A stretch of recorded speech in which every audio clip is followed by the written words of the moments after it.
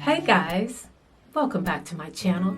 This is Crazy Curls coming at you with another crazy video, but not really. I wanted to talk a little bit about something that has changed over the past 15 or 20 years, and that is hair typing.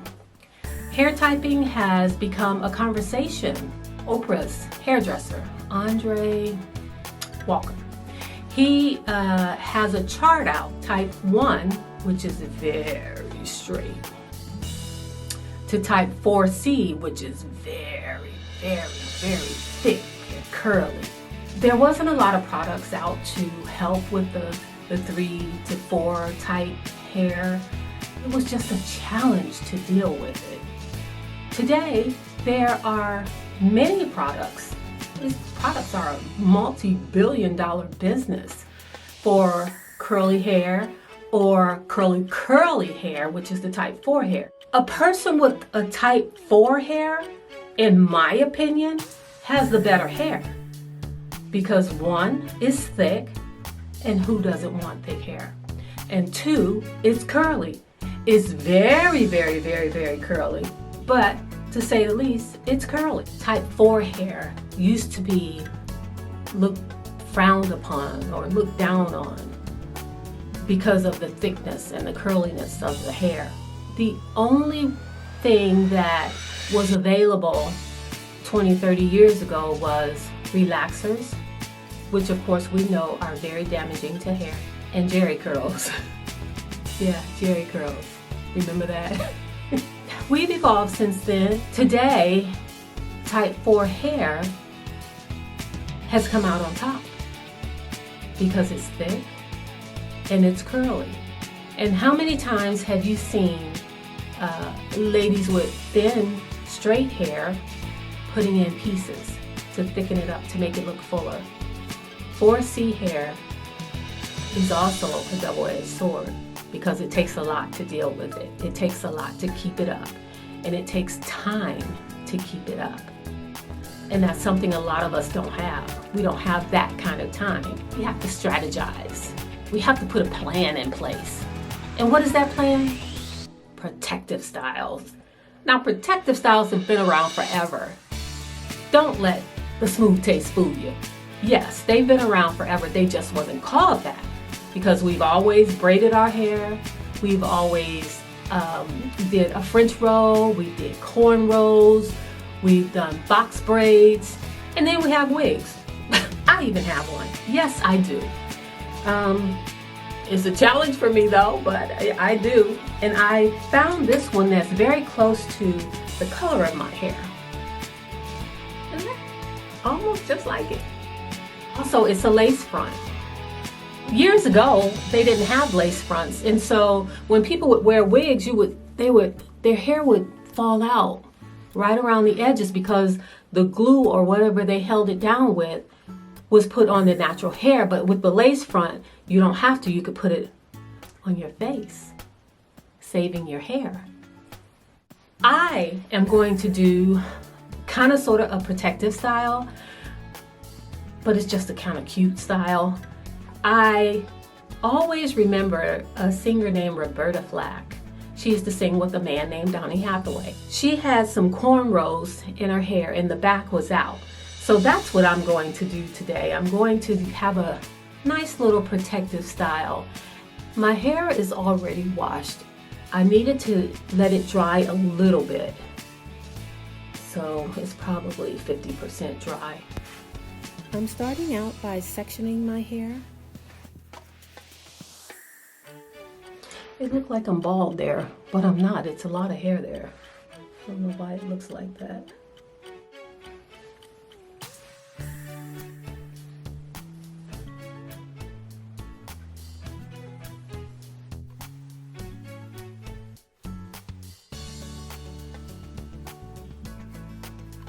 Almost done with the front.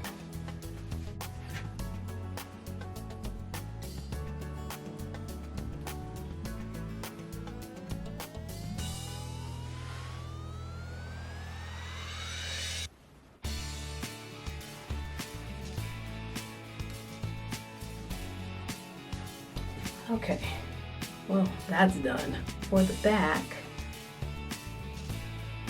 I'm just going to wet it a little bit. And I'm going to put just a little bit of gel and squirt.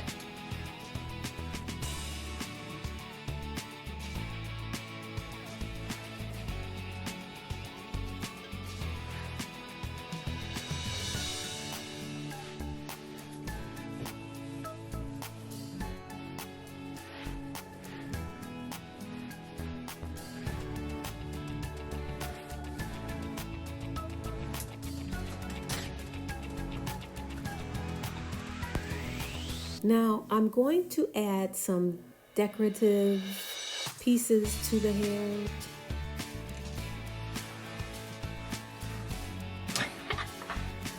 Too cute.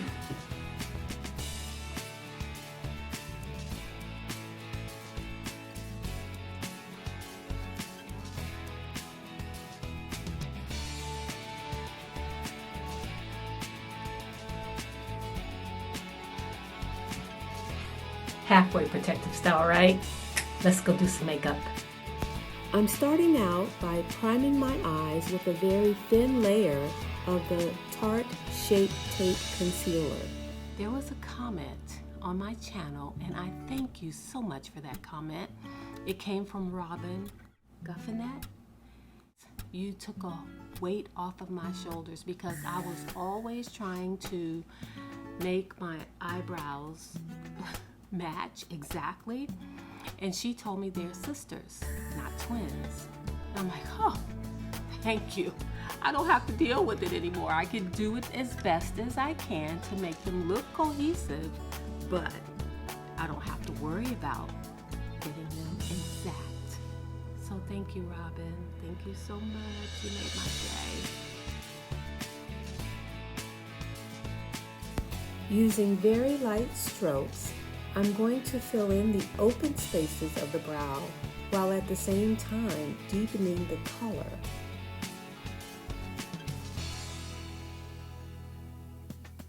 So they can be sisters. Then I'm going to take a spoolie to even out the color.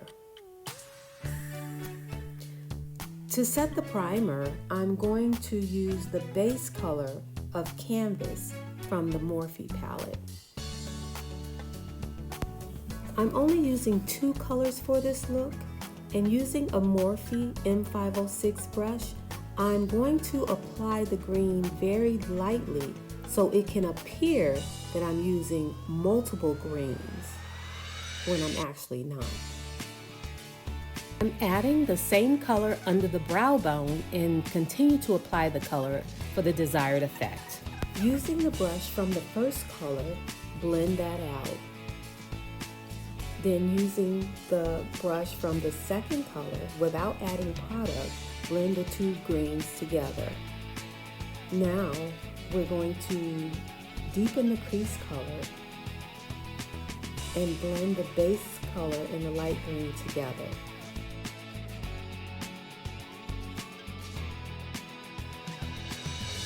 To prime the lid, I'm using the P. Louise Base Primer in Rumor number 2, using a thin layer and tapping the excess off, and then applying the first color as the lid color.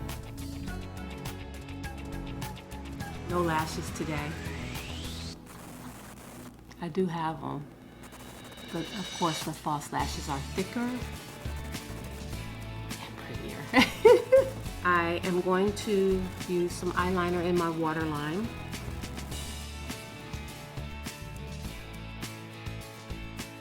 I'm going to now use a smudger brush to smudge under the waterline the crease color. And this is something that's not new. It's evolved, but it's not new.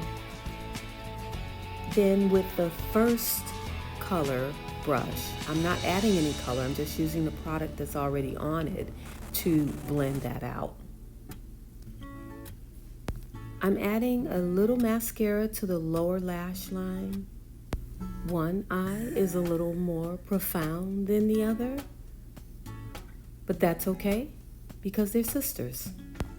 I'm starting out by priming my face with the e.l.f. Dew Primer.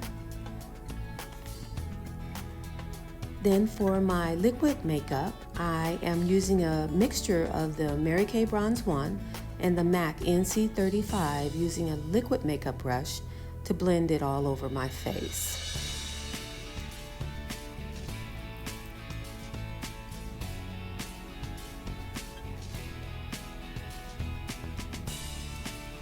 Today, I will be highlighting with the Tarte Shape Tape Concealer and then using a wet beauty blender to blend it all out.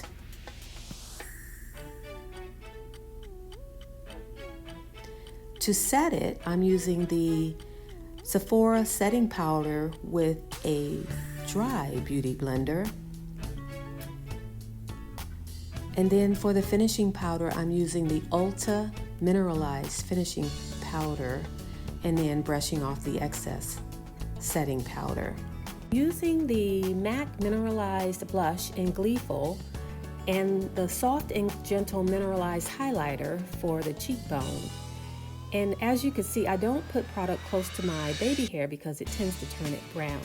For the lips, I'm using the Plum Pencil, and the lipstick that I'm using is all fired up. And it seems that I sometimes get the product on my teeth. I'm taking down some of the braids just to give it that fullness look.